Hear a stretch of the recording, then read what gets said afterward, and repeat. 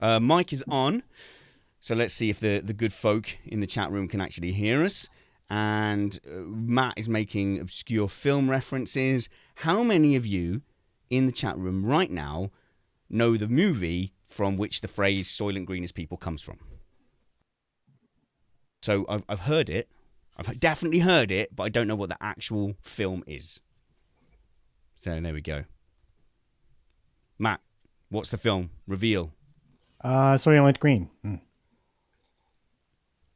Oh, the film is called Soylent Green? Yeah. I didn't know. Isn't that a bit of a... All right, so it's all about Soylent Green. Yeah, if Charlton Heston and some old dude, yeah. Since I now know that... Yeah, everyone's saying, like, no. Since I now know the ending, because you've just spoiled it for me, is it worth watching? Yeah, you know, it's... Yeah, sure, why not? Hello, Jack, Michael, Ori, Eric, Sarah. Oh, we know Sarah. Someone asked, is Gemma the new Sarah? I'm like, yeah, it would be impossible to have two. Ooh, we couldn't have two of them on at the same time. What's that film thing where if there are two women in a scene, they only tend to talk about the male characters and never about each other? There's some kind of film trope about that. No, maybe I made it up. No, there's like a whole measuring device. Like you can score a film on it. Oh, that's what it is. Yeah, it's a score. Yeah, You're right. It's a score. It's not a rule. It's a score. It's not like Black Man Dies First. Yeah. Which Star Trek literally did. Yeah, did. I'm sorry. They did. They did the thing. Bechdel test. Thank you, Sarah. Bechdel test. There we go. I knew it wasn't a thing. I wasn't just making it up. Ray. Hi there, Ray. Steve. Aussie Steve. Eric. Mark. John. Good. Full already. There's 126 people in the chat already. It gets crazy around race day. Last season, we had 750 people in one go, concurrent, and 3,000 people dropped in live, one race review, and yet they think that's quite frightening. Hello, everyone. Now you can see my face, and I'm in my shed, and you can see the mistakes I've made with my green screen. Ignore the arm of my chair. No one saw that. It was a perfect start. You guys, some of you complain because you don't like me and you only like Matt. So here he is. I brought him back from Italy. Got him through customs. Buongiorno, signore. You've got much louder since we did the star check. The star check. Oh God, I haven't gotten louder. That was my Italian. I was putting on my fakey Italian speaking. I can't believe I just said since we did our star check instead of sound check. I can't wait for the rest of the show at this rate. No, well, I've been watching Star Trek. Oh no, because we've been talking about Picard. And yes, we have. I was like, to be fair, we were talking about it. I'm really scared if we do a review of a TV show, all we're going to do is end up constantly griping for an hour about the things we found annoying about it. Fortunately, that is just turned into an hour of complaining about the stupid stuff on Star Trek. But yeah. That's fun. Should we do that again? Should we do it on Monday? Should we do it on Tuesday, Matt? When do you want to do it? Either or, I think. Yeah, Alex. I'm in the chat room right now. Yeah, so. This is it, chat room. You distract Matt. That's terrible. They're saying you should be quarantined, Matt. Yeah, well, I think I should have been quarantined too, but apparently our government didn't agree with that. So, hey. Here I am. Oh, good. Politics, excellent. I have no strong political opinions one way or another, especially as I would like to keep various FM radio contracts. It's not politics, it's just competence. Yeah, okay, again, I have no strong opinions on how true that is or not. Good. And also, shame on you, chat room, for making a joke out of what is a very serious thing. So there we go. I fulfilled my media, my PR person will be very happy with that. So hi chat room. We're going to do proper intros, but say hello to Kyle. Hi guys. I'm just doing a video check, and this is just a chance for Steve to yell at me for everyone's camera position. And joining us for the first time, say hello chat room. Say hello to Gemma Hatton. Hi, everyone. You won't hear them saying hello, unfortunately. It doesn't work like that yet. Although, interestingly, guys, I did have a little bit of a thought. We tried it a while back, Matt, when we weren't so good at doing the live streams, but we tried having people like taking call-ins, like a radio show. Right. And I think we can do that now with phone numbers. Ooh. We fairly easily get someone to phone in. Be like, Trumpets is the worst. I hate him. He's terrible and boring and just talks about tires all the time. Yeah. Yeah, that's it. I don't know. And then none of that is not true. So. And then I would rush to your defense and I'd be like, hey, no, I wouldn't. No, you'd pile on. Pile on. That's right. Yeah, I think that might be it would have to be like not every show, like a certain type of show you can come in and I will find ways to do it. I think people would like to do that. I think people could jump in and then I'm going to do that thing there and then you can see everybody. So that's working all fine and well. And all I have to do now, my only job left, is to wait for Steve to yell at me for camera positions. And I just saw arrogance pop up on my thing. Oh no, that's Alex Van Gien calling someone else arrogant. That's okay. I don't like these, on WhatsApp where someone sends you a message and it pops up over the top of whatever you're doing. I hate that. I hate that. It depends. Go on. Am I in a boring meeting? Then it's entertaining. Am I trying to read something else and it gets covered up? Then it's annoying. We need contextual notifications. Yeah, so I was watching Never-Ending Story on the train with my daughter because we were bored. So we were watching Never-Ending Story. Stupid horse, just cheer up. You're literally going to die. If you don't cheer up, you're going to get swallowed in the mud. Stupid horse. And Atreyu's like not helping because Atreyu looks so stressed the whole time. Of course the horse is going to keep sinking into despair. And with that, welcome to this week's episode of We Review Movies from 1985. Okay, good. Well, we should do the show, though, Matt. Let's do the show. So there will be a slight silence while I sniff and stuff, and then we'll crack on. Unfortunately, I can't. Oh, yeah, I can.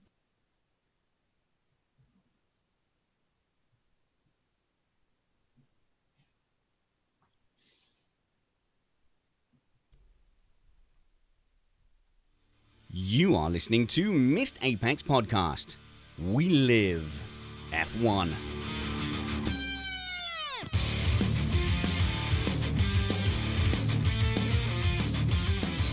Welcome to Missed Apex Podcast. I'm your host, Richard Spanners Ready, and I'm joined back from Italy by Matt Trumpets. How's it going, Matt?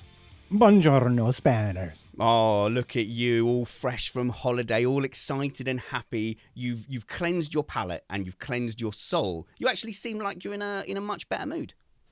Yeah, it won't last long. Don't worry.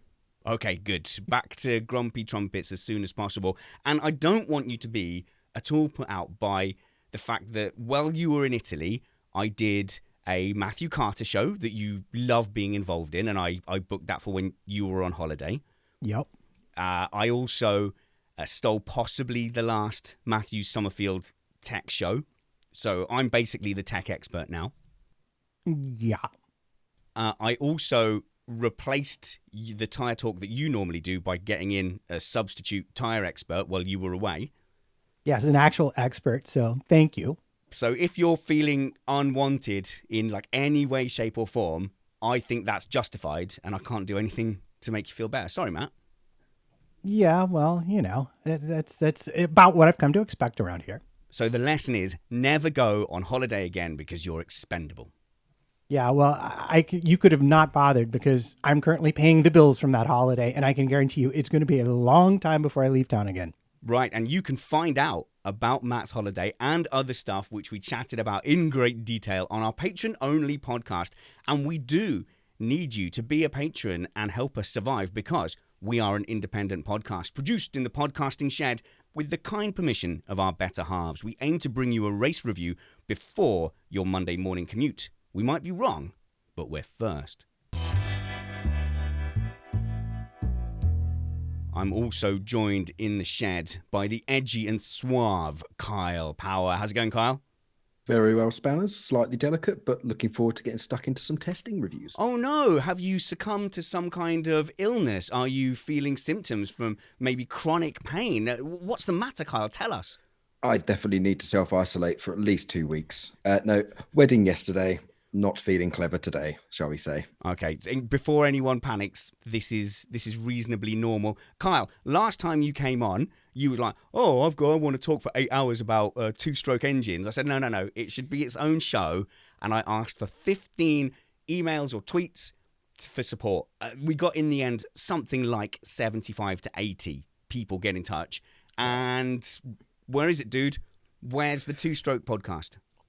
Working on it. I'm going to save it for a quiet time. I need to pull my finger out, get hold of Matt, and hopefully try and drag Summers into it as well. We will do it. Just patience, It please. was January and March. There is no quieter time on the F1 calendar, although we might have some spaces in the calendar soon. So you might need to bring that show to the front quicker than you think. And welcome to the shed to the deputy editor of Race Car Engineer and former Manor Racing and Pirelli Sport engineer as well. Welcome, Gemma Hatton. Hello. Hi there, Gemma. We're going to find out a lot more about you later on in the show.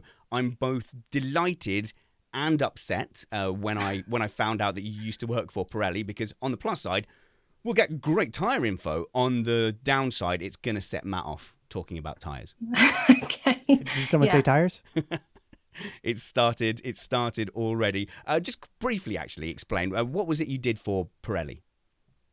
So Pirelli, I was an F1 trackside engineer, and essentially every Formula One team has one trackside engineer and one tyre fitter. And I was a trackside engineer for Manor Racing for the 2016 season. And then I moved to Manor as their junior tyre engineer, which basically meant I was the only tyre engineer, but they got to pay me less. Oh, so everyone wins then. Oh, Yeah. That's okay. That's fantastic. In that case, you have some fantastic knowledge right at the coal face and the interface between Pirelli and the team. So believe me, we're going to get into some more of that later, particularly when we start talking about Racing Point. But first, let's find out what's going on with the big dirty news. Big dirty news.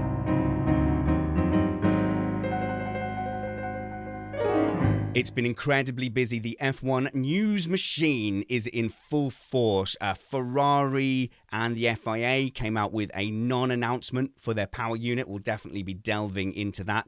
I want to know if I was right to get on the Red Bull hype train. Are Mercedes giving everyone hope with some reliability chinks in their armour? Are Racing Point going to be able to play with their shiny new toy properly? Did they get a proper instruction manual from the supplier? A little bit of Drive to Survive, and where the Gunter Aha's going to be in 2020. But Matt, we're starting now to see a general kind of groupthink, a narrative of where the teams are. Before we get into individual teams and topics, where do you think we are in general, particularly with the top teams? Well, unlike last year, I think where we are is it's pretty much agreed upon. Mercedes is well ahead of everybody else.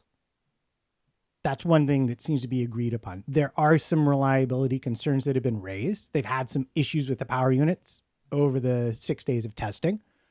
But on the whole, they are, 0.3 to 0.5 up on everybody else. Wicked fast. And, it looks from that point of view, it may be another Hamilton versus Valtteri contest. Wow, you think 0.3? I mean, that is significant. When you bandy about figures like this, obviously lap times are largely irrelevant. But when you say 0.3, do you mean out and out qualifying pace, or are we talking lap by lap in the race? I'm talking more race pace. Wow, because that's sort of what I see go by. But it's testing, so. We're getting some great comments in an already very busy chat room. And Eric says, please, no Drive to Survive spoilers. Yeah, it's quite early, isn't it? Drive to Survive dropped on Friday. So we've watched a few, Matt, but I don't think we're going to go too deep into it this week. No. We'll save that for a separate time when everyone's had a chance to catch up, including me. Everybody email me and tell me when you've finished all the episodes, and we will talk about that a little bit later. But if Mercedes are, disappearing at the rate of 0.3 a lap, that's kind of bad news for everyone. But where do we see the rest of the F1 grid? I think there's general consensus that Red Bull is second. And where it starts to get interesting is a lot of people are now suggesting that Ferrari might even be behind Racing Point. And I'm not sure I'm on that particular ship, but it may well be in qualifying that they are able to out-qualify Ferrari in certain places. In race pace, I'm definitely not convinced. But qualifying will be the interesting test for them. And this is where this year is much different to last year or the year before, where if you were following testing, you were following like the live ticker from Auto Motor und Sport. Yes, you may drink, or motorsport.com, or, one of those. Whereas now we have a full-on Sky commentary team telling us what to think about everything that's happening on the telly while we're watching. Carl, you were shaking your head about the Racing Point having made it into the top 3. I'll just quickly say that in the chat room, Darren Johnson has made the comment that surely Drive to Survive spoilers was basically the 2019 season. Yeah, that's a good point. We can't ruin the 2019 season for you. Kyle, do you agree with that general kind of order? That there's been this kind of groupthink consensus that Racing Point have like perforated the top 3, certainly a best of the rest already. I love how they've just been handed the crown. But yeah, people starting to say they're above Ferrari. That's where I start to go, bit of a stretch. Yeah, same here. I don't agree with that. I actually think Ferrari are being quite wily here, kind of, sort of undersell yourself, over deliver type style. They got bitten quite hard last year even, and they ended up with egg on their faces. There's a lot of pressure coming from Italy. So I think they're being very, very careful with how they're pitching themselves. And also, they seem very happy to say that they're not very quick. It seems a bit unlike them. They seem more than happy to say we're not very fast. So I actually think they're pretty quick. I think they're almost on par with Red Bull. I believe Mercedes is a little bit ahead, but also Red Bull, there's lots of rumors about them backing off on their fastest laps. And so I don't believe that at all. I think Ferrari are second or third in the order. We'll do a deep dive into all the teams after this, but I know Matt's going to give us a little bit of a rundown of how some of the long runs went. Let's go to Gemma for a second, though. You understand a little bit more about how these tyres work, and I think importantly, how the teams use the tyres. Do you ever have a little bit of a giggle of everybody coming to these conclusions about the teams and their pace, and you go, yeah, but they had the B5 spec tyre on the right. I don't really understand tyres, but... Yeah, and I think everyone is very quick to jump on the timing sheets during testing. And I think you can learn a lot from where teams are ranking, but you do need to remember it is just testing. But this year, because the track conditions have been pretty good for Barcelona in the winter, there hasn't been that much cold graining. I think the tests this year have been much more representative compared to last year or the year before, when I think it was snowing and the temperatures were really cold and stuff. So I think if you can judge anything from a test, it's probably this year. So we have a mixture in our audience of very seasoned F1 fans, but we also get a lot of people kind of saying a lot of the phrases and terminology fly over their head. So whilst I'm not going to labour it, I am occasionally going to stop our expert panel when they say a thing and just say, can you quickly explain to me what graining is? Because thinking about it, I don't think I actually know. Please, no one judge me. Okay, so graining is essentially, you imagine a tyre. It's got a lot of lateral force going on it. It's being dragged around a track, and when the surface of the rubber has overheated, bits of tyre basically tear off and they roll along the tyre, and then you end up with this sort of speckled pattern on the surface of the tyre, and that basically wears the tyre as well. So that's kind of graining in a nutshell. Oh, okay. So because the surface is changed, you can't get as much of a good contact because you've got these grains. But it's different to tyre wear. Graining, I guess, can cure. Yeah. Well, we did have one. I think it was Abu Dhabi when I was at Manor, and essentially because you've got these ridges, because of this speckled pattern on the surface, like you say, you've got a much reduced contact patch, and actually we were telling the drivers to push harder in the corners to wear through that graining so you could actually gain a bit of grip. So normally with graining your grip drops off, but it can come back a little bit as well. Tell you what, Matt, this is good, isn't it? Some proper insight into tyres instead of, I don't know, what you normally do. Yes. Well, the moment she said cold graining, I was like, oh, yes, this is my kind of podcast. Oh, no. Right. Audience, don't panic, okay? It's my job to limit this. Okay, so, Matt, looking at testing times and looking, perhaps the headline figures can be misleading. You have to translate it for tire compound, and then the teams are doing all kinds of things to disguise their true pace.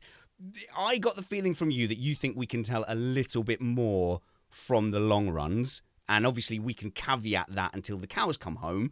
But what are your observations from the long runs, like the race simulations? Well, I'm being very specific here about race simulations on day 6. That to me is as close as we're going to get to a look at where people are. And the reason is because they're going to be fueled. I'm making the assumption they're all fueled for a full race. So they're going to have probably between 100, 110 kilograms of fuel. So they're not going to be playing games like, low fuel glory runs like certain alpha teams might have done around Wednesday or thereabouts. You're going to get a reasonable look at what kind of pace they're going to have in a race. And we were very fortunate that at F1 Debrief on Twitter took the time to compile all of these numbers on Twitter, which is where I found them.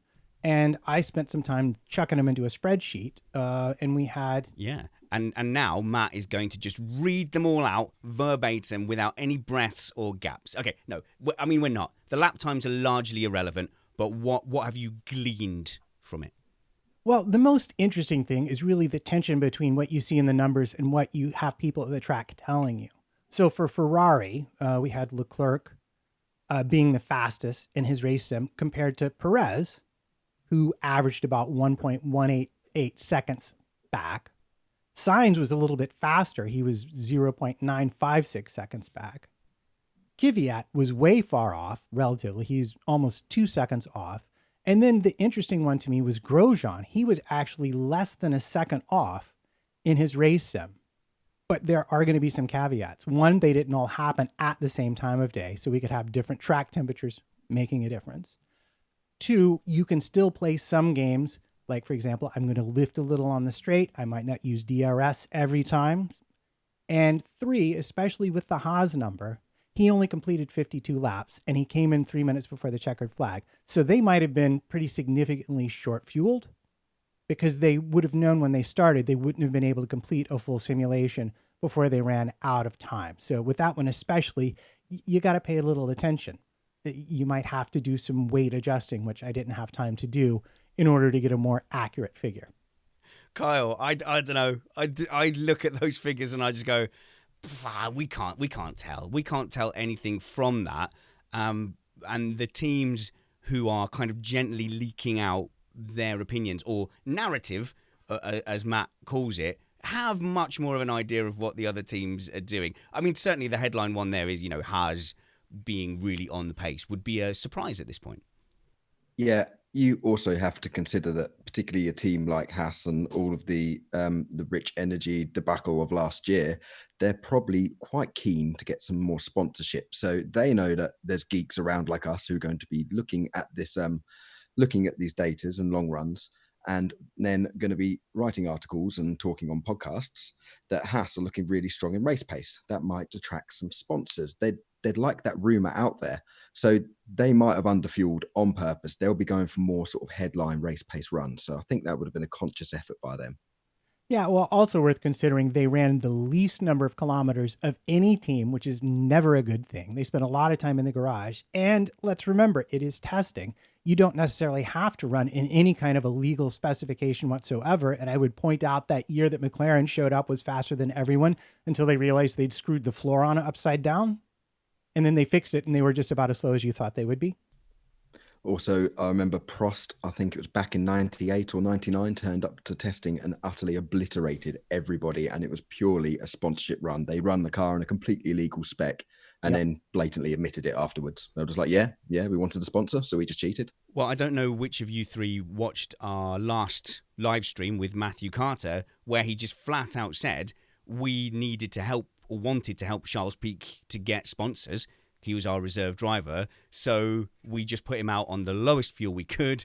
We stripped down everything, put on the softest tyres, and just grabbed the headlines so that we could do that. So it's a big opportunity for teams to say, yeah, we're here. And certainly, again, I keep rolling around to Drive to Survive, which we will talk about. It definitely feels like a team who would especially, want to at least make the shareholders and their boss go, hey, that looks like you are up at the top of the midfield now.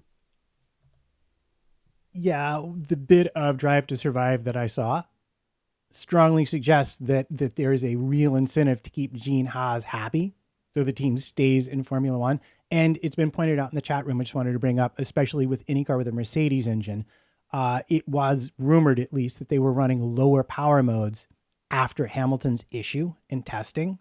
So especially at the racing point, that's also something that you might want to take into context as you decide where everyone truly belongs in the pecking order. Good. Enough circling the drain. Let's get into the teams. Are we going to be on the Red Bull hype train?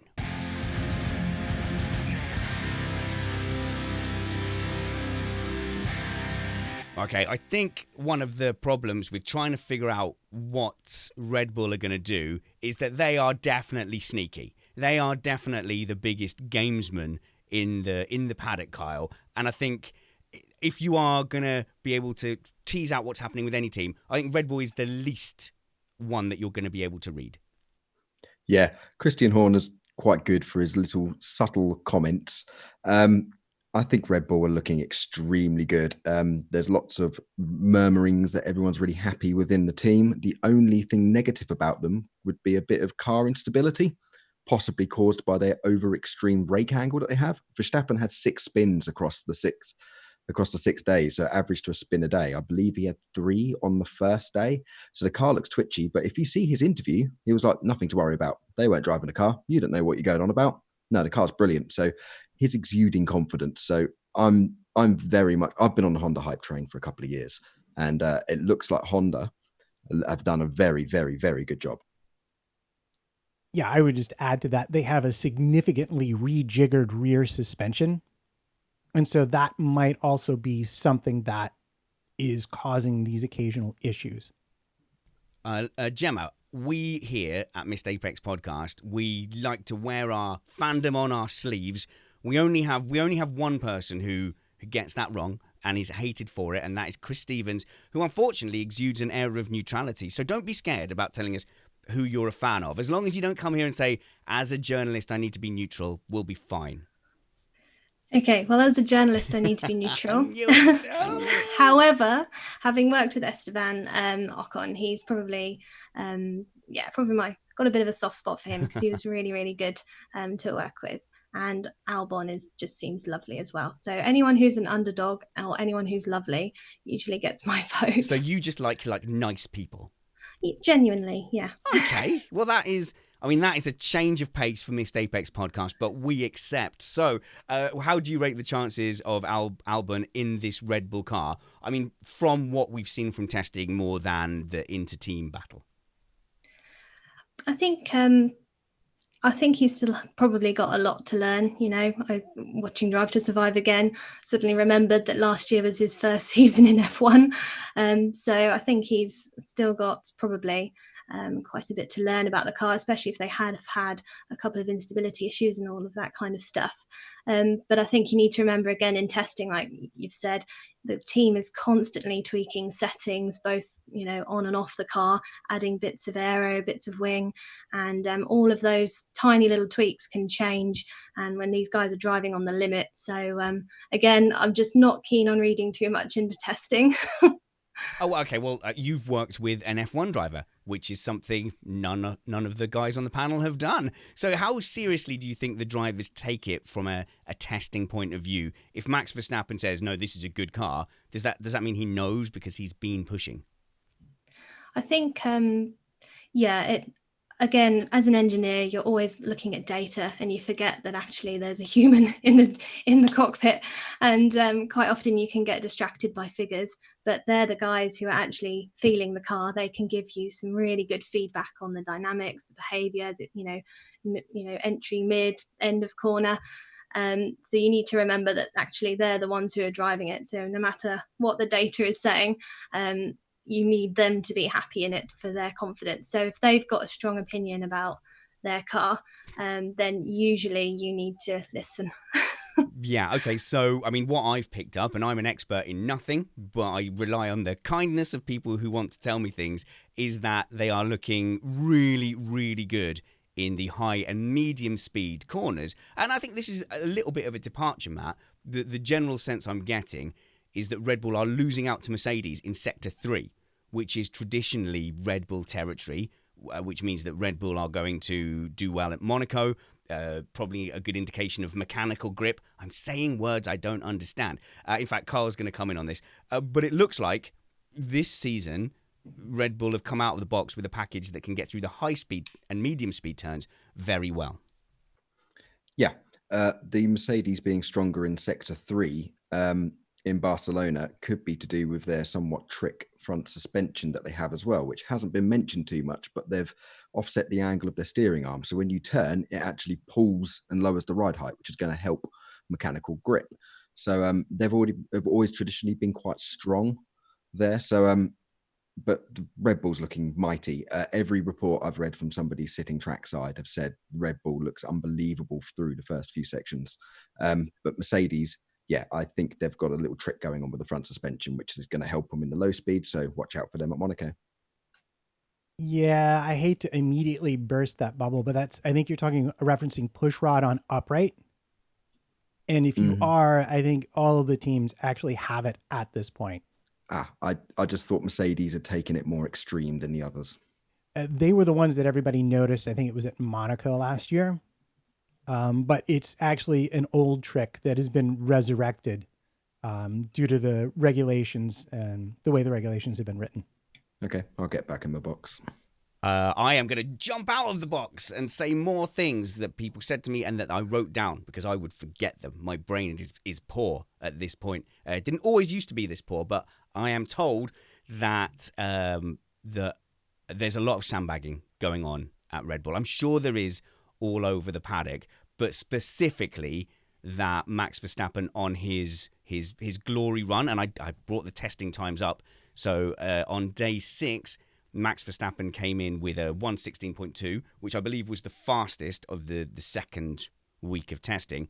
He was on the C4s, which is not even the softest tyre, but he actually lifted off as they went over the line as well. So that is the extent the teams are going to say, oh, right, I don't want to show what I'm going to do. But since we've got Gemma here, everyone obviously will be familiar of, this time was set on the C3, C4, C5, and there was a lot of talk that the C5 wasn't even appropriate for Barcelona. What sort of time difference do you get between these tyres, and why would they bother? What is there to gain from using a tyre that you would never use there in a race? Well, the delta lap times are what the Pirelli engineers are looking at all the time, as well as the team engineers. But obviously, you need to do a back-to-back quali sim to get a proper true delta time. No, speculate wildly. But yeah, so I think obviously you've got the hardest compounds ranging right through to the softer compounds, and it's all about temperature. And if you at Barcelona, it's winter, it's too cold. Usually, as I said, the temperatures this time were okay. So what would you gain from running the hard compound? Because you need a lot of heat to get into that compound. But that's why they would run the harder compounds for install laps, all the aero rakes we've been seeing, all of that kind of stuff. So again, it's difficult to, normally they would focus their testing on the mid-range of compounds so that they would learn the most, because that's the most representative, and also what they're going to use in May or June whenever the Spanish Grand Prix is as well. Okay, so I'm wildly speculating. So you are going to give me an expert tool for me to use in an amateur way. Okay, I'm sorry, that's part and parcel of how Mr. Apex works. So if I'm looking at Max Verstappen on the C4, which was not quite the softest, and he was on the same time as Daniel Ricciardo on the C5, which was the softest, how much can I carve off of Max Verstappen's time? Not a clue. Okay, fair enough. I'm sorry. Matt, you guess. I'm not an expert, by any means. But if you looked at, say, last year's qualifying, at a minimum, you'd be like 3-4 tenths, any up to about 6 or 8 tenths. If you're looking at the sharp end of the field, that would be around what they averaged in race qualifying. So it wouldn't be unusual. And also Pirelli will give you a general idea of what the gaps are, but then those gaps never wind up being what they actually are. Yeah, when they go to the racetrack. It's like that tire graphic where it just sort of vaguely goes down and has no bearing on reality at all. Let's talk to Kyle, because I've missed Kyle. You've not been on for ages, and I bumped you for Catman one week, for which I apologise. And he was terrible. He was rubbish. He couldn't remember facts or anything. I need to take that back. I've just remembered he's a vet, and my fat cat is not eating properly, and I want to ask Catman for advice. So, yeah, but he actually said that he fits contact lenses to cats. That was amazing. That was worth it just for that. And they do it to dogs as well, right? This is Incredible. This is a tangent, but I heard this great story about this greyhound who never won a single greyhound race, but then they figured out over the course of a couple of seasons he kept finishing second. They were like, hang on a minute, how can this dog keep finishing second? And a vet came along and went, oh, yeah, no, I've seen this before, and fitted the dog with contact lenses. Because it couldn't see the track ahead, it was just always following a dog. So it would just follow the next fastest dog. Well, there we go. And therefore always finish second. Right, Carl, that's not what I was going to ask you about as well. What are we talking about? Honda power unit being quite reliable. It's looking good, and there's a lot of good noises coming out of Red Bull. If that Honda power unit is properly good and reliable, I think Red Bull are back in it for sure. Oh, I fully agree. I think Honda proved to everyone last year that they've made huge leaps and bounds, and most of their changes wasn't to do with reliability as such. They were bringing in the new engines to get new specs in just purely for performance, and so they can run the engine harder. So Red Bull have been nothing but positive about Honda, and you know how ready they are to start slamming their power unit supplier when all is not well. So I think Honda are rubbing their hands with glee, and McLaren are looking over rather jealously. And that's not an unimportant thing, because it's not a given that Honda will continue in the sport, even with the two teams that they have, due to the expense. There's a lot of concern, I think, globally, looking at car sales, about, again, spending on motorsport, which is one of the reasons we're looking at the next set of regulations that are coming in next year as helping to make that continue to be worthwhile for the manufacturers and for the engine manufacturers who are currently in the sport. Also, it's looking a bit off subject, but it's looking a bit shaky for Renault as well. So I'd imagine the FIA are pretty much pleading with Honda to stay around. So they might be making them some favourable offers and a bit of leniency towards Honda, maybe, to try to keep them to stay around. So, in conclusion with Red Bull, Max Verstappen seems happy. And if Max Verstappen isn't happy, I think he'll definitely tell you about it. Also, there was that big reluctance, I think, from AlphaTauri and Red Bull to use the softer tyres. And I'm assured that they were nearly constantly running with high fuel. Max Verstappen was lifting on his ultimate lap. They wanted to avoid showing us their full pace.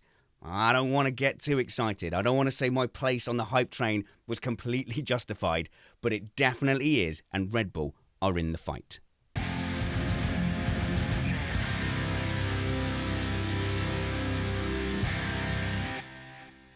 There we go. Some wild speculation. Nobody remind me of this when the season starts and Red Bull are third, as they normally are. But next, can that top three be encroached upon?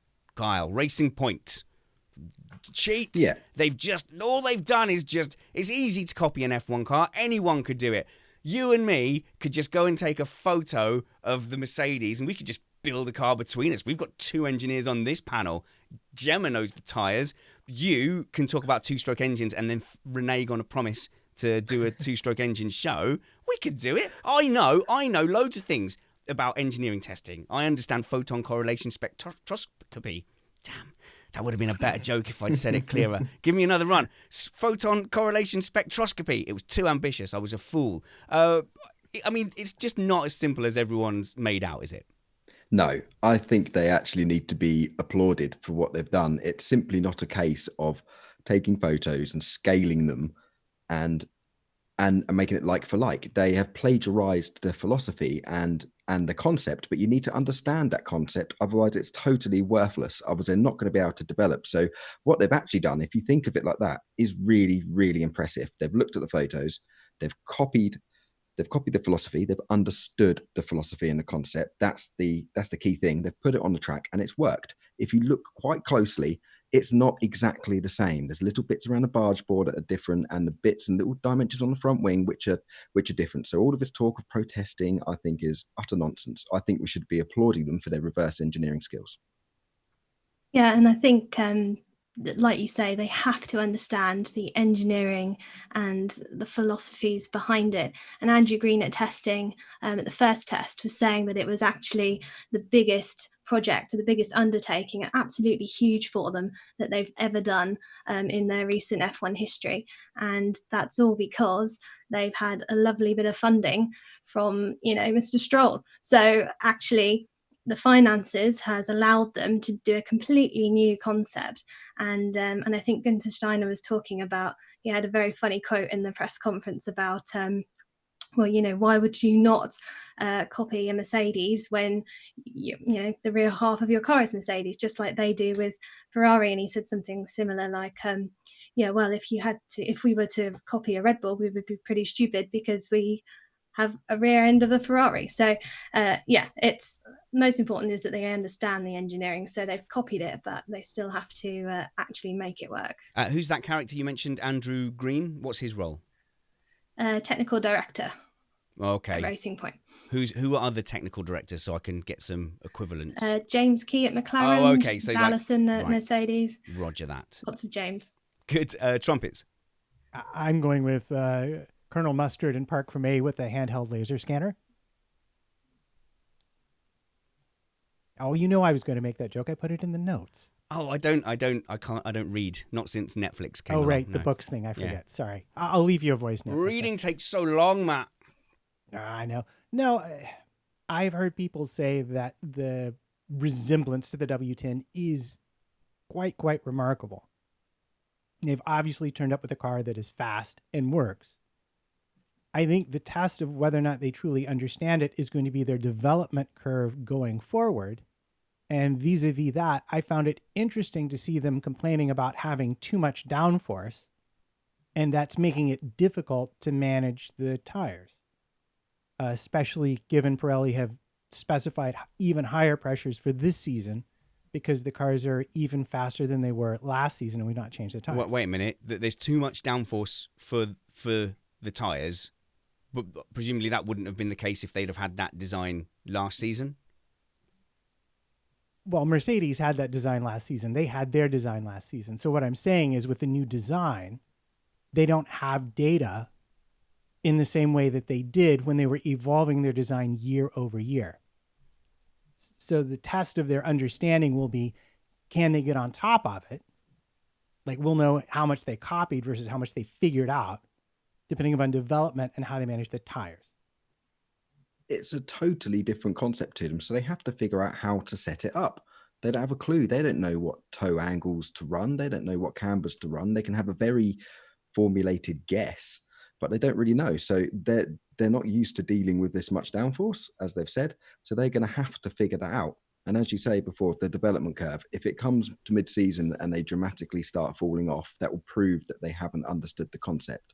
But then if they don't understand it, why on earth would you go down that road in the first place? I think they've been very, very clever. I think they've been very, very clever, but I cannot help but think that they also have a helping hand. And I desperately tried to get out of Matthew Carter the exact terms of how that Racing Point got to look so much like last season's Mercedes. And there is that adamant suggestion from Racing Point that they have just done their best to recreate the concepts. There is no way in my mind, and I'm not accusing anyone of anything, I'm just saying how it looks to me, there is no way in my mind that they could have done that good a job without some direct help from Mercedes. And they would not have embarked on, let's say someone had broken into the Brackley and stolen the blueprints, they wouldn't have embarked on that journey if they didn't know that they could then develop it, if they didn't then know they could understand it and fault find with it. Because I'll tell you what, Carl, like you are a fault finding engineer, or have been, certainly. It's all fine and well having a system that works, but knowing what to do when it goes wrong is more important than actually understanding the prime condition. So you look at Haas as very vividly captured in Drive to Survive. As soon as they started having problems with race pace and the rear overheating, they didn't seem to have a good understanding of why that was happening. So if Racing Point have put themselves in a position where they won't know how to fix problems throughout the year because they've just taken a concept they don't have that deep knowledge of, actually, this isn't a genius move. That would be the dumbest thing in the world, and I don't think they're dumb, which leads me to think there's an agreement. I look at it slightly differently. So I think that this just proves that they understand the concept. I'm convinced there's no collaboration from Mercedes to Racing Point. Because if they were rumbled, it would be bad for Mercedes. What have they got to gain from it? Next to nothing. No, wait a minute. So, I saw a smirk. I saw a smirk on Gemma Hatton's face. Could you offer an opinion or a perspective on this? I think there's a lot that a team can get, particularly with aerodynamic parts, from all the spy shots. I mean, you see all the media crews crowding around. There's the whole Ferrari wall of mechanics trying to block the car. It's because there's photographers around, and actually the quality of shots you can get and the number of shots, it's thousands of images per session per car that the teams get access to. And there's actually a lot you can tell from that when you've got educated eyes and engineers who are facing the same problems that they are. One of the things my flight to Italy allowed me was a chance to do some reading. And one of the books that I read was Adrian Newey's autobiography.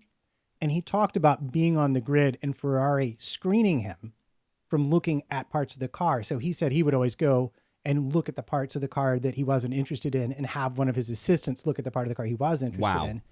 And the thing that struck me, though, and this is where I'm going, he says, but all the cars are left in park for me for an hour after the race is over. And he says, frankly, no one pays attention then. He says, and I would always just go down at that point and look at anything I wanted to.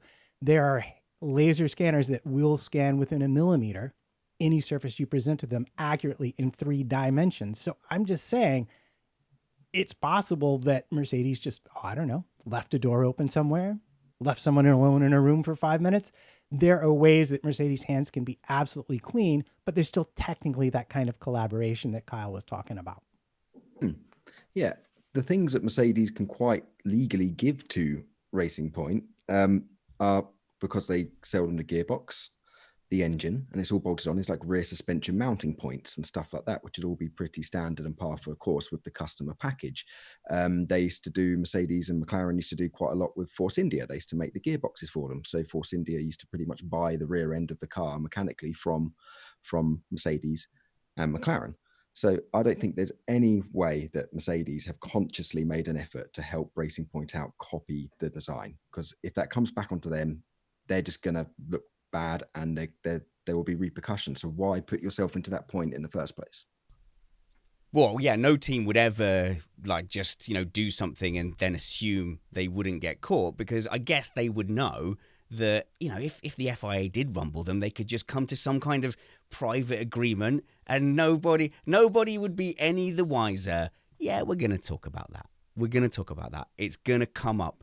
We'll talk about the attempted non-announcement that told so much, and I may have an opinion or two on that, because I felt like I detailed it out in pretty good real time, and Matt disagreed with me every step of the way, so we will go into it in painful detail, but I saved it till the end so that you can go, oh, he's off on one, I've heard enough, I can switch off now. But we will first, Matt has been chomping at the bit to ask Gemma a question about the 2020 tyres and the whole thing of them not changing them. But first, let's find out a little bit more about Gemma. Gemma, you are the deputy editor for Race Car Engineering, which is a pretty big publication. So we are honoured to have you on. Oh, thank you. Yes, it's a magazine that covers the whole spectrum of motorsport, from F1 to rally to grassroots to the top tiers of racing. And I probably know more about race cars and engineering now because I get to speak to teams, I get to have interviews with technical directors, and I'm not just sitting there stressing about working ranges of tyres. Oh, okay. Well, that's interesting. So people will speak to you now, I guess, more than they did in the before time, and you had a more narrow focus. So just tell us a little bit about what it's like to be a Pirelli engineer at the interface to teams. I'm betting that teams like Haas, for example, might get pretty upset with their version of you, with their Gemma, and going, oh, these tyres aren't working. You've given us different tyres than you've given to Manor. Like, what is that like as an experience? It's very political. So as the trackside engineer, you are usually the middleman or woman between the team and Pirelli. So Pirelli don't want to tell you too much because obviously you're talking to the teams, but the teams are trying to get as much information and secrets out of you as possible. So there's like a Chinese wall even within Pirelli. Yeah, I mean, they have to keep their secrets, safe. So, their headquarters in Milan, that's where all the modelling goes on. All of the trackside engineers are actually based out of Didcot and are flown out to the races there. So obviously you get a debrief, but we don't know the ins and outs of, the tyre design, the materials, the chemistry, the compounds. It's very much a practical understanding that we give, and we help the teams along the way as well. But I think one of the most interesting things about Pirelli is the fact that because it's a technical partner, they actually receive all the telemetry data, or the relevant telemetry data from all the teams at the end of each day. They then, as their engineer, you churn through all this data for your team that gets spat out into a comparison report. So the team, they don't know the numbers or the figures, but they know where they are in relation to the rest of the paddock. And that's a really interesting thing that they don't normally get from other suppliers, but that's because Pirelli is a technical partnership. So that's probably one of the most benefits they get out of this Pirelli relationship. Wow. I have to say that this is fantastically interesting. It's brilliant to have you on, by the way, to have this insight. I was just wondering, are you privy to quite a lot of information you're not allowed to say? Are you given a strict brief of you are allowed to tell them this, you are not allowed to tell them this, or do they try to keep you in the dark? Because I would imagine that it's probably beneficial to have you privy to quite some sensitive information to help you do your job. So are you briefed on what you can and can't say? I think as the trackside engineers are very separate. So we have a pre-event meeting and we talk about, delta lap times, what's happening with the tyres and all that kind of stuff. But they fly in Italians from Milan, Pirelli guys, the modelers who are actually designing and developing the tyres. So they sit in and float amongst everyone and get all the feedback. So we're not told not to say anything, and we're not told definitely say anything. So we can, figure certain stuff out without being told to say it or not. But yeah, it's very difficult because you're sitting in a room with the entire trackside team, the drivers and everything, and they're asking you what's going on with these tires, and you have to try and give a very diplomatic view that everything's fine. So yeah, it's quite a challenge. But Manor, bless them, they being such a small team, they needed as much help as they can from anyone, so they were usually quite nice to me. But I think the guys who deal with the top teams have more of a challenge with that. Oh, Matt, you can hear the passion is shared between you and Gemma of tyres. I've had to turn the levels down on her microphone once the real tyre talk got going, so I think I'm going to dip out of the way for a second. I know you had some questions on the team's opinions of the tyres we're using in 2020. I do, but before I get to that, we have an interesting question from the chat room about the assignment of engineers. Is Pirelli randomly assigned engineers to team, or do teams request certain trackside engineers once they have a working relationship with them? It rotates every 2 years, so they try and stop that relationship getting too close, both with Pirelli and the teams, because sporting equity obviously is a major issue. So yeah, it rotates every 2 years. Wow. There you go. Thank you. Matt, continue with the thing in the notes that I read. I made a special effort to actually read the notes after you gave me abuse, and now I read things for nothing. Yes, you did, because I'm sure everything I know is wrong. We had the real interesting situation with the teams refusing the 2020 tires this year.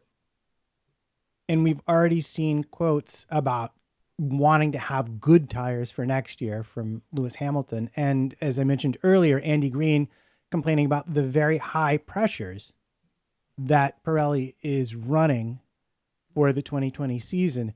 So maybe you could give us a little bit of insight into why Pirelli would want to run high pressures, how that might change how the tires are acting for the teams, and what sort of problems it might create for them.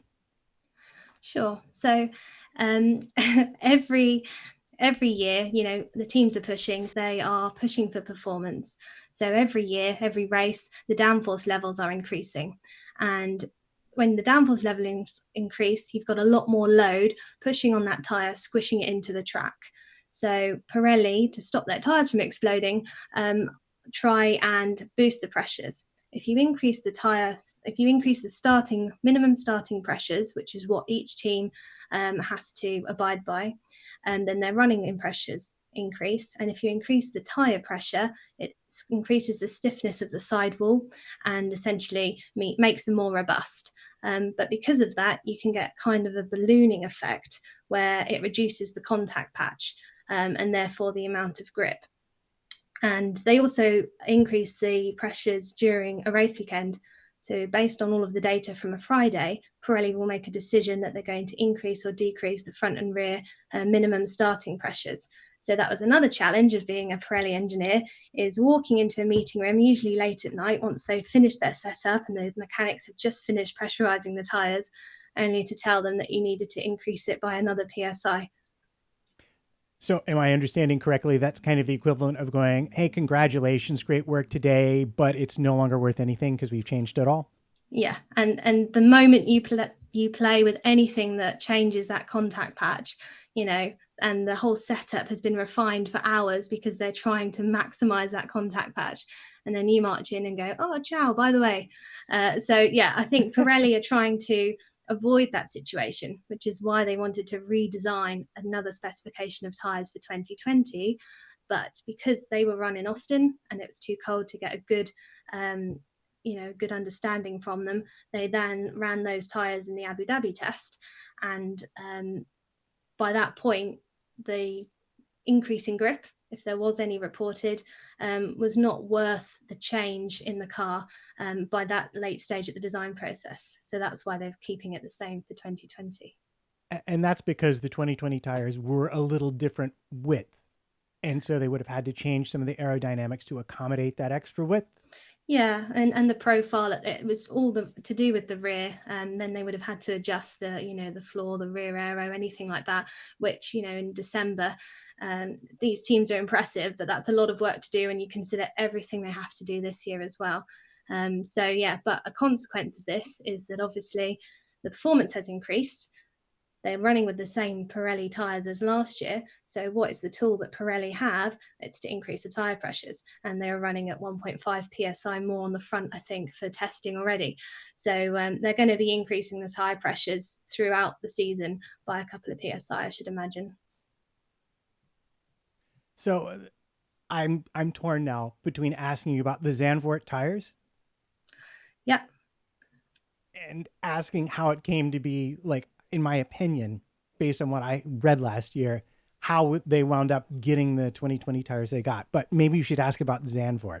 I'm torn, Matt. I'm torn between my genuine emotions of going, oh dear God, this is everything I've feared for years and years, and trying to be polite to our new panelist here, but I will let it stand. Fine, I will be the bigger man because I am curious about that banking. I don't even understand what the banking does.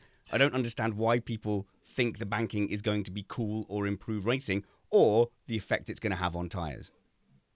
Yeah, it's all to do with lateral load. And, there's a corner in China as well in the Chinese Grand Prix. The banking, it can wear a different area of the tyre, but it's a huge amount of load into the tyre.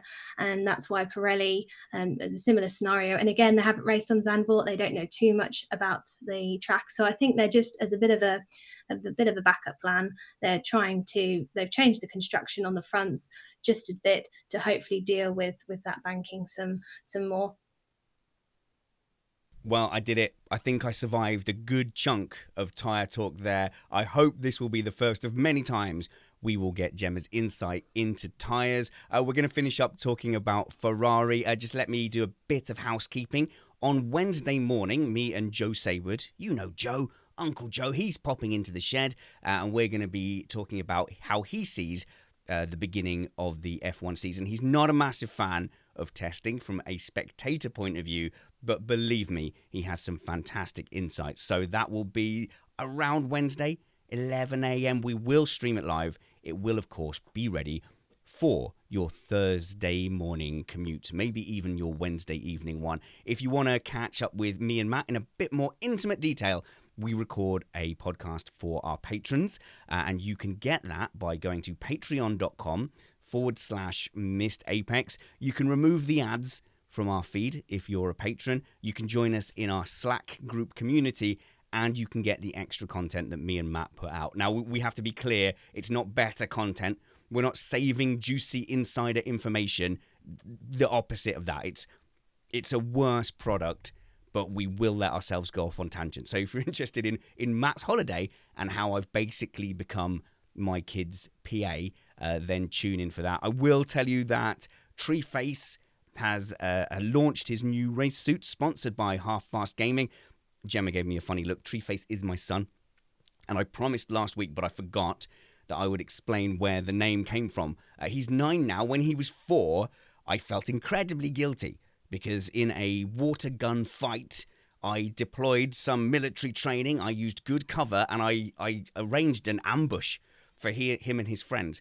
I leapt from the bushes, completely surprised him and his friends. They turned around 180 and he ran fully and blindly into a tree, and it left the bark from the tree left horrific gashes across his face, like big, deep scars.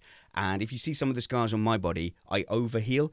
So the fear was he was going to have these big tree-shaped gashes across his face. So instead of just accepting that I may have ruined my beautiful son forever, we leaned into it and we said, right, we'll just make it a thing because it looks like he's going to have these scars on his face. So we will call him Treeface, and he really loved it. And eventually the scars did heal, but it stuck. So Treeface, my son Oscar, has been racing today in his new Missed Apex and Half Fast Gaming YouTube channel, Half Fast Gaming race suit. Doing very well down there, having a great time at Formula Fast. Thank you very much to Phil Stanley at Formula Fast for looking out for us today. Me, Matt, no, not Matt, you're in America, you can't come. Sorry, Matt, left you out of another thing. Sorry, man. Me, Kyle, Brad, and Alex Van Geen are going to go down to Formula Fast. We're going to do our next driver masterclass from there, and we will record that live, and we might even get Treeface to come and tell you about some of his experiences as well. Where was I? Oh, yeah, support us. Patreon.com/Missed Apex. Here's where Matt gets afraid and twitchy that we're going to get sued. Cheating's a bit of a loose term, isn't it, Matt? I mean, it's thrown around. When we say cheating in a F1 sporting sphere, it is different to say, doping in athletics. We're not saying that they are terrible human beings. We are saying that they have pushed the engineering sport to a point where it exceeds the rules. I think we're used to that. But then there's like another stage where you exceed the rules, you didn't get caught or you did get caught, but then you kind of break the spirit of the rules. And that, I think, is almost where we are, is it? With Ferrari and its mysterious engine performance that it found last season. And then suddenly we get what is frankly a bizarre FIA announcement that smacks to me of a legal obligation and nothing more. Well, if you believe the words of Adrian Newey, there is no spirit of the regulations. There's only regulations. Nonetheless, okay, but there is though, isn't there? Nonetheless, there is definitely getting caught and not getting caught, and getting caught but not being able to prove anything. And I'm going to just put it out there that this mystery announcement about the Ferrari and last year's power unit falls into that last category. And to me, the most immediate thing I could think of was the Benetton launch control, where they found the software, but they couldn't prove Benetton was using it at the race. So it kind of became a thing of this, that, or the other. And I'm going to suggest that this is probably where we've wound up with the Ferrari case. The announcement was incredibly strange, very strange timing. I think that could indicate that they were just about to be rumbled, or they're being lenient on Ferrari. It's a bit like your boss at sort of 10 to 5 on a Friday afternoon going, by the way, you got a pay cut. What was that? Oh, no, nothing. Have a good weekend. Bye. And then go away again. It's a bit like the end of Catch Me If You Can. I think that this is just my own personal wild speculation that Ferrari have been caught red-handed. They appear very good at being able to find loopholes in the regulations, but the FAA have chosen to use them to work with them. They're like, okay, we're not going to expose you. We won't penalize you, but tell us all of your tricks and how to prevent them in the future. I think there's a little bit of that going on. I mean, that is quite a niche reference, Kyle. The film from 15 years ago with Leonardo DiCaprio of Catch Me If You Can, a film about Leonardo DiCaprio playing a huckster who scams his way into getting like free perks on airlines, and then he becomes basically a white hat scammer. So teaching the government how to catch people like him. Gemma, obviously you are, a proper journalist, second in command of a popular publication. Are Ferrari cheats? No, because they're still gonna play with they're still gonna be able to run with whatever they're running with. So if you look at it, actually, they've played it absolutely spot on. They've done something that's given them extra performance. It may not be in the spirit of the regulations, but actually they're going to have helped, the F1. And I think, again, that's another good thing of this new F1 sort of engineering team that we're seeing with the likes of Ross Brawn, Pat Simmons. It's a different approach. I wonder how this would have been dealt with, if Bernie and etc. were still in power. So yeah, I think they've been very, very clever. They would have poured the fuel sample out. Oh, we've heard that. Who told us that? I believe it was it Carter? Oh, it was Matthew Carter being told the story by Bernie, I think. That they just went, oh, that sample, it doesn't comply, so they poured it out and carried on. Right, so Gemma, though, what you say that you imply that something has happened. What is it you think that they were doing? Because I, believe it or not, I have a theory. Okay, well, I haven't looked into it too much, but I think the general feeling of burning oil in the combustion chamber. So everyone thinks, okay, great, you get more power. But actually, I think from my understanding, it's more about the additives that you can include in the oil that you can then burn in the combustion chamber. And that improves the knock limit of the engine. And that essentially means you can get more power. You're burning the air and fuel mixture a lot more efficiently.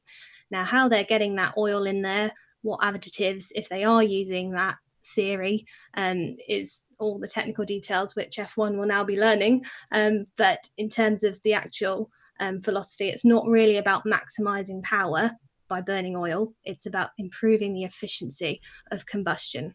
Now then, right, so improving efficiency, that is key. So I've heard so many different rumours and so many different lines of questioning. So there's two. I think it's split between this, oil burning, and increased fuel flow. So if we concentrate on either one of those, they both ultimately end up in increased efficiency. So I'll turn to you, Carl, as the engine guy. My initial instinct on this was, if you are able to deploy more fuel, either with higher fuel flow or combust more by the additives in the oil, and you're able to deploy that at the beginning of a straight, then it's easier to maintain speed than it is to gain it. That would make sense. Yeah, so they gain most of the gains. It's like when they're deploying the ERS is in, sort of the second to mid phase of the acceleration zone up straight. And once you get to sort of VMAX, then just sort wait, of... what? Who? EMAX? Maximum velocity, VMAX, when you... we all knew that. Out. Yeah. Okay. So when you get to... So it's easier to maintain that speed once you get it than it is. But a report I caught hold of somewhere was that it was in fact so efficient that they were able to also underfuel. Which we're trying to piece this puzzle together from little bits, but that kind of then does that tie in with Abu Dhabi? Does anyone have any insight in that, where they got fined €50,000? You've ummed there, Carl, so I'm going to you for incorrectly reporting the weight, and people will say, "Oh, it's just a mistake." You don't make a mistake like that. Like, that had to have something to do with this. It wasn't an insignificant amount. I can't remember the actual numbers, but wasn't it like 10 kilos, or at least it? Oh, it was wow, not that's a lot. Yeah, an insignificant amount. Don't quote me on the numbers. I can't remember, but I remember when I saw it and I was like, wow, okay, this adds a lot of fuel to the fire. Pun very much intended. So if they've underfueled, or they can underfuel because they're doing this thing, tell you what, Matt, if they then turn up and declare, because they have to declare a fuel load, if they declare how much less fuel they're putting in than the other teams, that's a big problem, and that would arouse suspicion. So then it's more understandable that they were declaring what would be a typical rate, and this is no allegedly's required here, by the way, because they got caught and charged. So if they had reported a typical weight, a less than typical weight, it would have aroused suspicion. So yeah, so they went, okay, well, we probably would do this amount. There we go. Now it kind of makes sense. Yeah, I'm still confused by the whole episode, because they had already been running this engine supposedly with this what shall we call it? A advantage that is incredibly gray. Sounds like you're black. saying cheating to me, honestly, Matt. Could great be. power. We Great could power. use that word, but then I don't want to get sued. But the discrepancy of the fuel, like the chat room is telling me, it was 5 kilograms, which doesn't sound that huge to me. And it would have been of a pattern that the FI would have already seen. So the advantage of suddenly declaring more, I don't know. I haven't had a chance to think about it enough to form an opinion. I don't think they were suddenly declaring more. I think they were habitually declaring more. I think this may be a distraction, Kyle, but yeah. I think that check was put in, and correct me if I'm wrong, this is just my understanding, but I think that check and declaring your fuel level was put in to try to prevent teams from circumnavigating the fuel flow regulations. And they're not checked every single time, I don't believe. It was a random check that they happened to do on Leclerc's car, and they found an irregularity. So who's to say how long this has been going on for? Please correct me if I'm wrong. Okay, so we are running low on time with Drive to Survive stuff. What I suggest is we do go ahead and we just have that episode where we gather around the fireplace and we all say what we thought about this season's Drive to Survive. I have only got through 3 episodes. All I'd say is I understand that swearing is part of a sport, and I get it. I'm not objecting to that at all. But as a parent of a 9-year-old, I had to make a decision. You know, this program, fantastically well shot, a really great series, is made for new fans. And Treeface is a new fan, and I wanted him to see it. But after the Steiner, F for the FFF, I'm like, oh, can I do it? So I know a lot of you attend our events. Whatever you do, no one tell my wife that I have let him watch 3 episodes of it, and no one explained to my wife how bad that is. So I've had to just make that decision and go, him learning about F1 outweighs the potential, harm or whatever. So I've said to him, it's okay, just don't copy it. You're not a Formula One manager. It's not big or clever, right? And I'll say my one criticism of it so far, apart from the fake commentary, obviously, is when Günther Steiner sits down with his partner and she just apparently impromptu says, oh, please tell me about the intricacies of your work and your day and how you're, but no one's ever done that. No partner does that at the dinner table. Now, I don't ask my wife about pianos or music or sing songs, but I have to say, other than all those things, it's been very entertaining. So we will do a deep dive, medium deep dive breakdown of that. The Ferrari thing for me is reasonably cut and dry. We don't know the exact details of how they did it, but here's the timeline. In the summer of 2019, they suddenly got a massive advantage in qualifying. And they were able to put themselves up ahead of the Mercedes. And thank goodness they did, because we got treated to a fantastic spectacle between a rising star in the form of Charles Leclerc fending off the 5-time world champion at the time. And they maintained that advantage where they could get ahead, and Mercedes had to catch up during the race. They couldn't keep it up perhaps over a race distance, but they definitely got that power advantage. A good theory I've heard is that with the fuel flow, not all fuel flow sensors have the exact same tolerance. So they were able to buy up a big bunch of them, test them, and then cherry pick the ones that had the lowest tolerances, which is frankly genius. Massive hats off to Ferrari if that's what they did.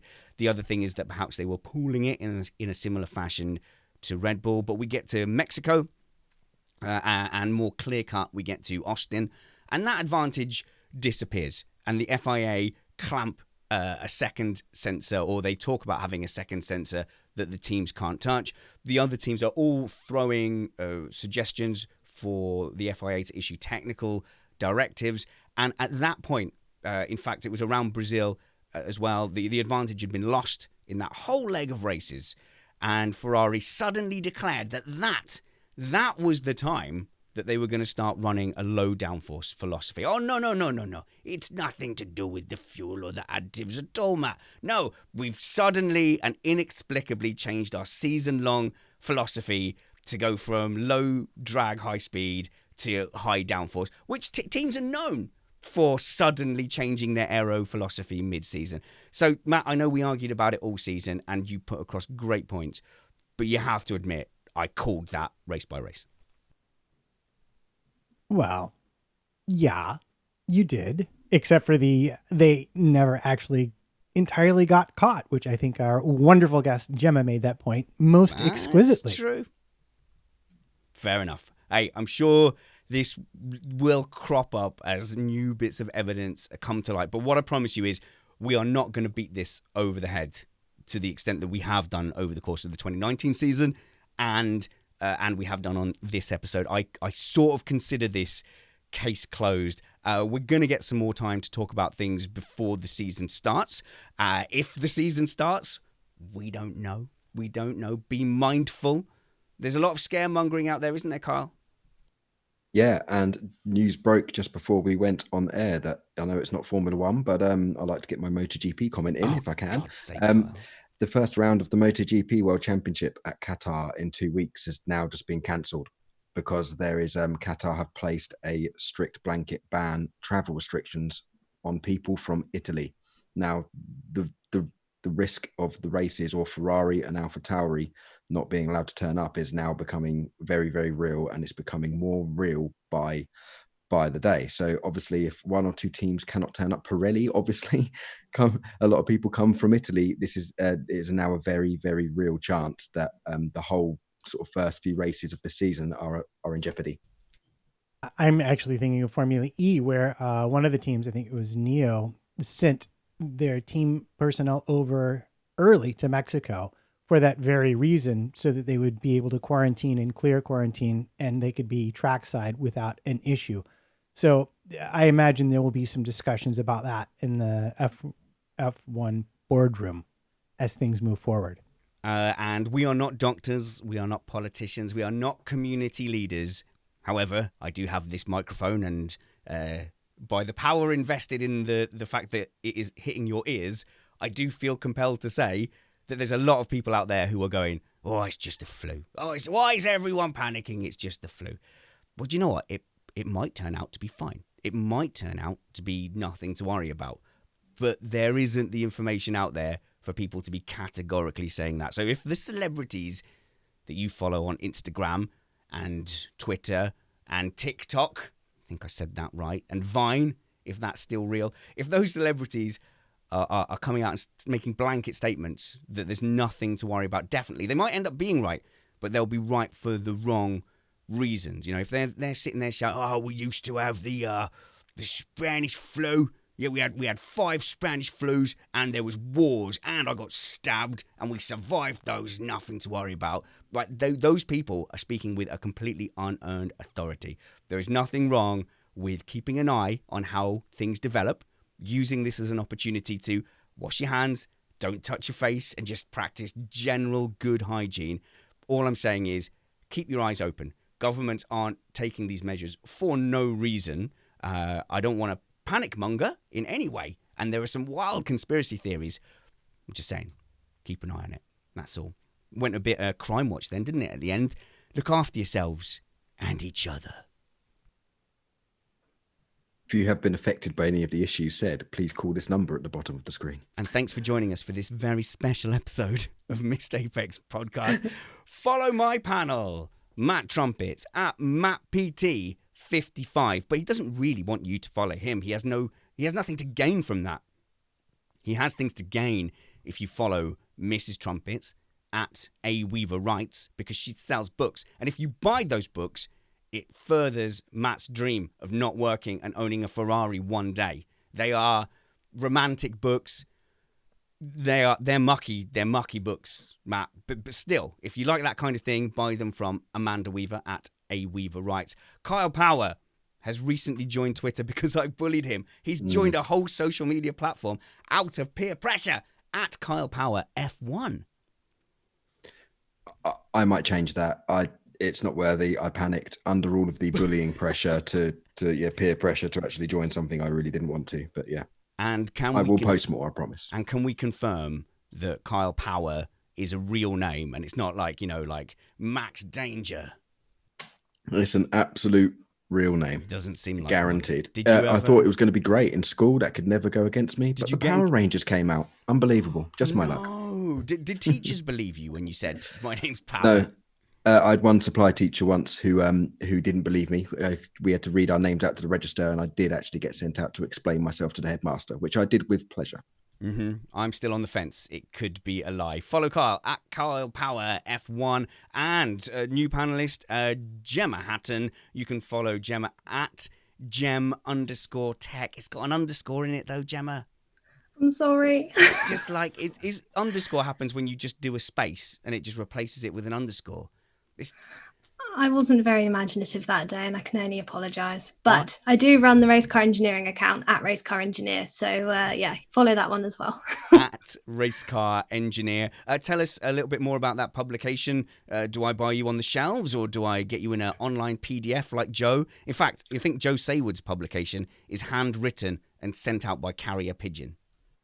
So we're in WH Smith's, and so you can buy us off the shelves, but we also have digital subscriptions. I think subscriptions is what you get more for your money. So if you go to www.racecarengineering.com, just buy our magazine, and you can buy back issues as well. So if there's something that you really want to geek out over, it's all there for you.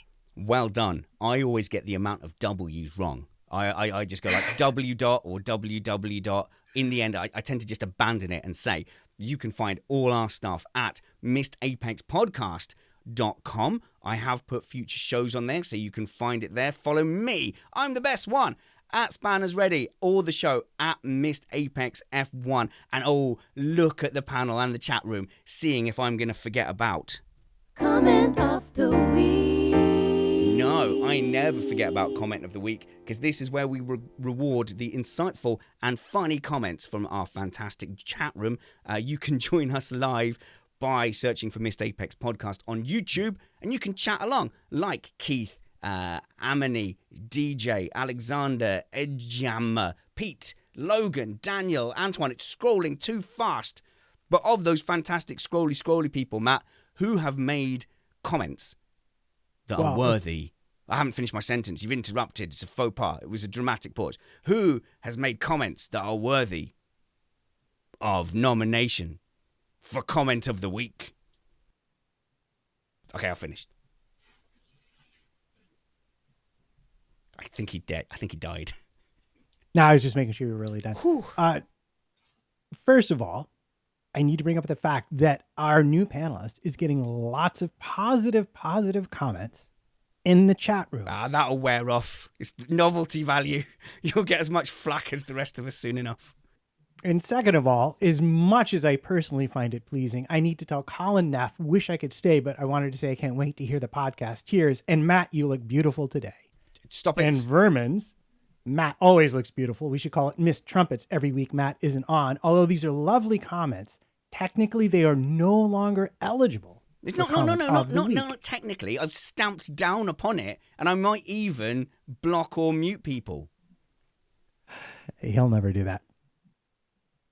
All right. So the actual real comment of the week, and we have many, starts all the way up at the top with Uday Kapoor saying, at Matt Trumpets, Ragsdale, he is also raising you fam is his own, referring to you taking over Tech Time and the Carter Show. Oh, man. Right. Okay, so all the stupid people were really happy with me taking over Tech Time because they were like, whoa, Spanners knows nothing like us and asks all the stupid questions. But I will defend you, Matt. The overall technical quality and technical knowledge was reduced simply because I couldn't follow it as well as you could. So a range of those things is perfect. Fair. Brad Newmeyer's in. Kyle Power was going to wear his Renault t-shirt, but it was too slow to get in the laundry this week. We'll get to Renault, I'm sure. All right, that's a good reaction from Gemma. Gemma, you're going to be our judge this week, so your reaction will determine who wins. Sorry to put that pressure on you. iHammer, Matt Trumpets getting to talk to a former Pirelli engineer is like Spanners getting to talk to Rhodes quality chief. Yeah, I know, and I'm glad for you, Matt, and I cannot wait to listen back and see if any of it was interesting. I completely zoned out. It was fascinating. Darren Johnson, Haas are being funded by Gunther Steiner's swear jar, which I think is valid. Okay, but again, I must emphasize, nobody tell Mrs. Spanners how horrifying that show is, or that I have let Treeface watch loads of it. Stuart Arcari is in with 2. Treeface, Dad, what's a vanquor? Yep. We've had a few awkward questions. Yeah, and thank you very much to Daniel Ricciardo dropping that particular bomb at the beginning of episode 3. And my personal favorite, Stuart Arcari, tire engineer. I wouldn't like to guess. Matt, hold my beer. Matt, well done. There's more. Jesus. No, I think I'd rather have another tire segment, to be honest. This has gone on that long. Is that long? Okay, fair enough. Assetto Drifter, good thing sim races are the safest persons because they don't go outside. And Stuart Neal, Spanners and Trumpets, the new tire war. But I gotta say, based on reaction, it's gonna have to be Stuart Arcari, tire engineer. I wouldn't like to guess. Matt, hold my beer. Comment of the week. Well done, Stuart, for winning the coveted Comment of the Week title. Feel free to add that to your Twitter bio. Thank you to the panelists, Matt, Kyle, Gemma. I've been Richard Spanners. Ready. I'll see you again on Wednesday. And if you are thinking of joining us in the live stream, we do normally go for Sunday, 8 p.m. UK time. I'm sorry, I lack the mathematical acumen to convert time for everyone. So UK time, we are currently on which one are you on, Kyle? Are we on GMT or BST? Which one? GMT, is it not? Oh, we're back on GMT. Good. Glory days. Oh, no, BST is the good one because it's sunny. Good. Wherever I see you next, work hard, be kind, and have fun. This was Missed Apex Podcast. Strict 1 hour time limit. Enforced stringently. Constant losing battle, Matt. It is. I don't know if Gemma has time, but there was a question that came up in the chat room. Probably. Fine. I guess the show's ended. Feel no obligation to listen on. No. Well, like I said, the tire thing had passed, so I just told them I would try and sneak it in at the end of the show if there was time. Okay, so if you have to go, but you may go. If you want to go, then just go to patreon.com/missedapex, sign up as a patron, then go. That's all you need to do. You don't need to be here at all. But they asked if the 18-inch tires will help cure some of the rigidity issues of the 13-inch tires and what some possible disadvantages of the 18-inch tire, and by that I assume they mean wheel, would be.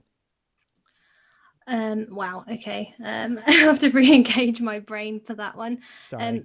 I think one of the things that we sort of forget about the 18-inch tires, we're so focused on 18-inch versus 13-inch.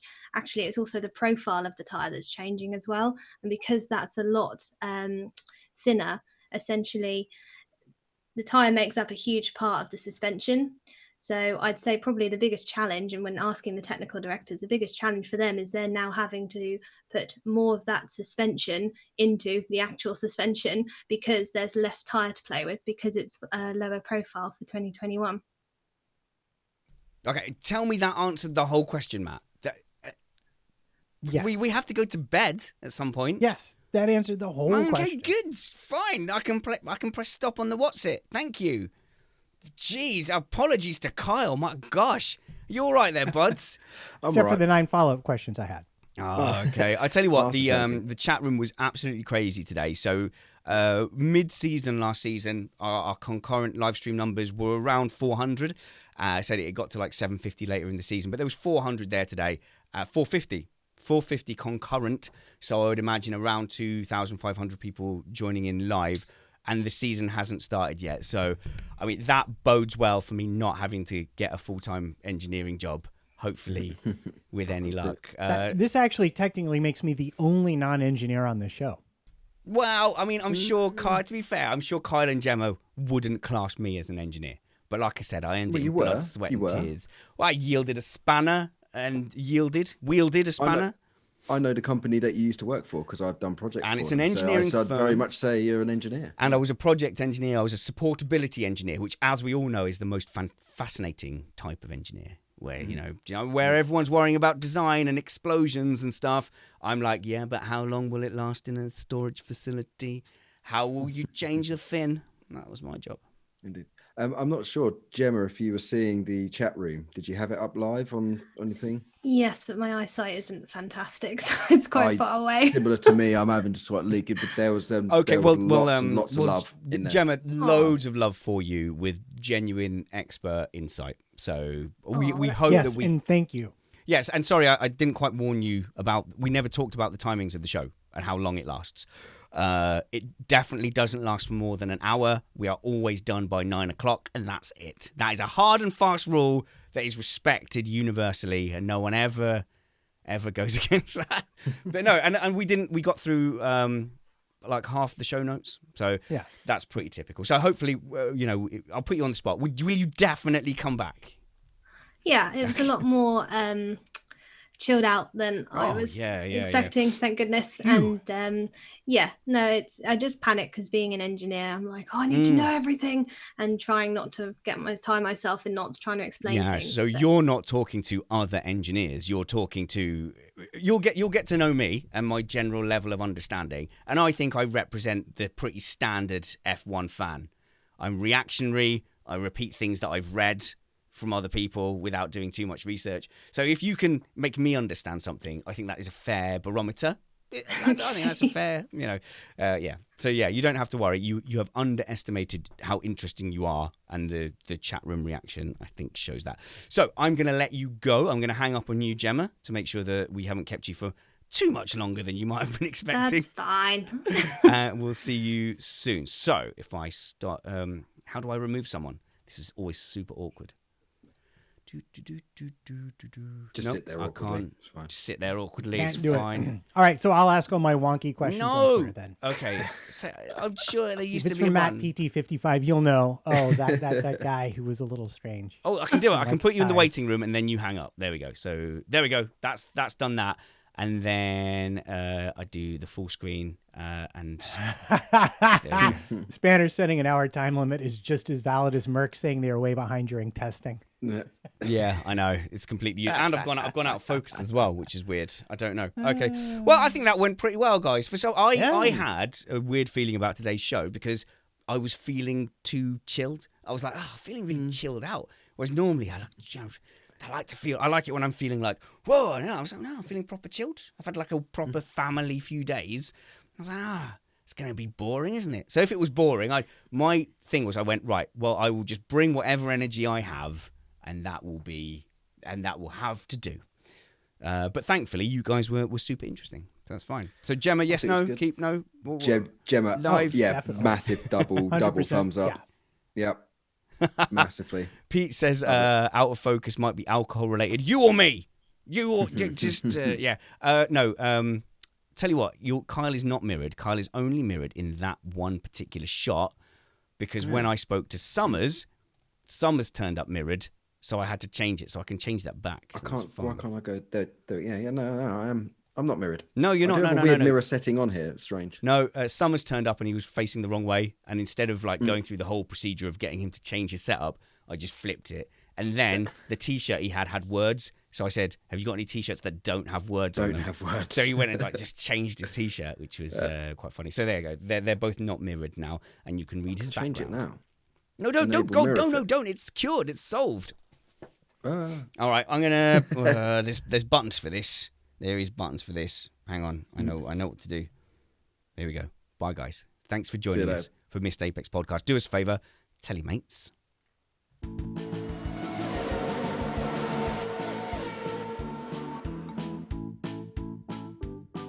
Goodbye, guys. Thanks for joining us on the live stream. Hope you enjoyed the show. We'll be back here soon, broadcasting from our shed. Let the shuffling commence.